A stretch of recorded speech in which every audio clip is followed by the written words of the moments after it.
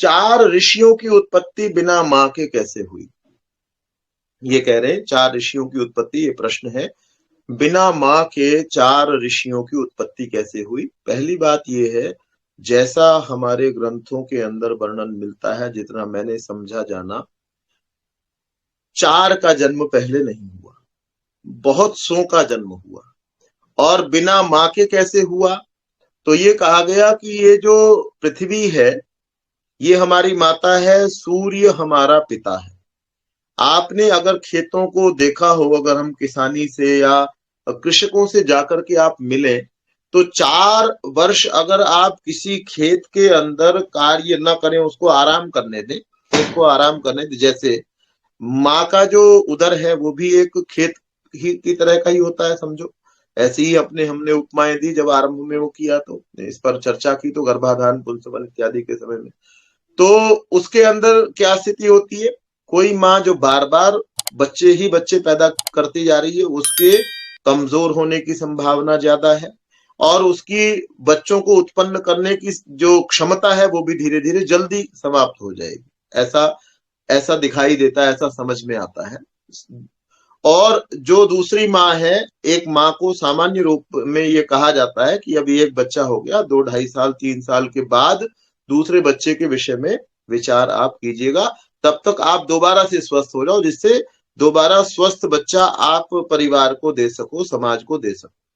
बहुत से परिवारों के अंदर जहां बहुत बच्चे पैदा किए जाते हैं, कोई संप्रदाय ही ऐसा है, वहां पर बच्चे बहुत पैदा कर दिए जाते हैं, और ये माना जाता है कि भाई ये तो जो महिला है वो तो है ही इसीलिए कि उसके जो है ना बच्चे ही बच्चे होते रहे, ऐसा माना जाता है।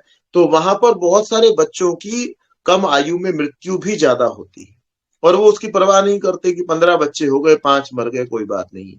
तो आरंभ में मैं आपसे निवेदन कर रहा हूं कि पृथ्वी का सामर्थ्य जितना ज्यादा होता है, 4 साल आप किसी खेत में कुछ न बोइए, और उसमें गोबर की खाद और अच्छी चीजों को डालते रहिए, तो 4 साल बाद उसका अनाज उससे जो उत्पन्न होगा वो बहुत अच्छा होगा।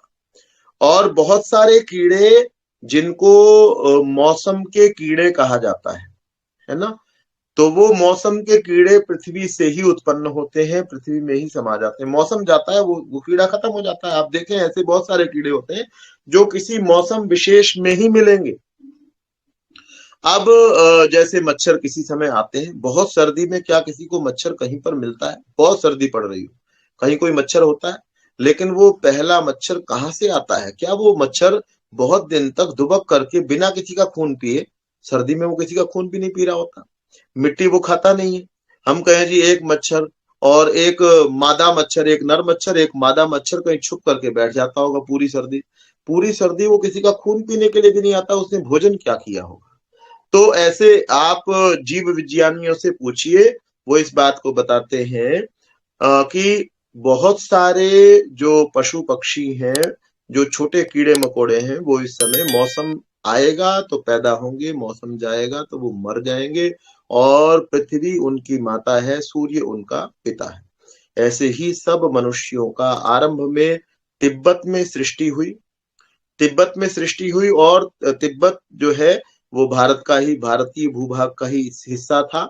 आज क्या स्थिति है वो आप जानते होंगे।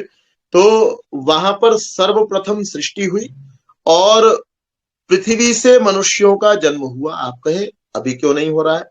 तो आरंभ में पृथ्वी की उर्वरा शक्ति बहुत अधिक होती है।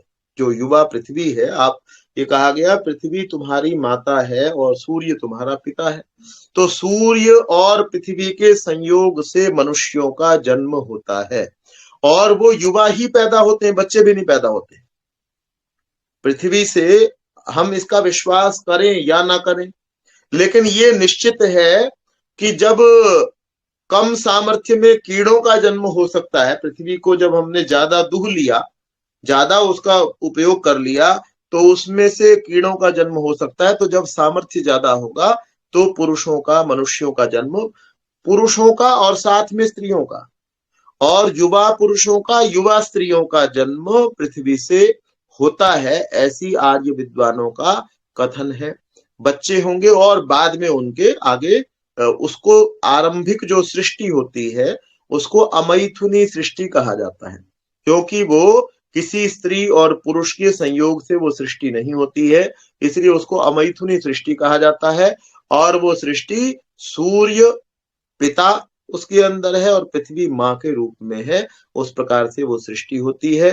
तो आरंभ में 4 केवल ऋषियों का जन्म नहीं होता, बहुत से व्यक्तियों का जन्म होता है। उनमें से जो सबसे ज्यादा पवित्र होते हैं, उन 4 ऋषियों के हृदय में परमेश्वर के द्वारा वेदों का प्रकाश किया जाता है।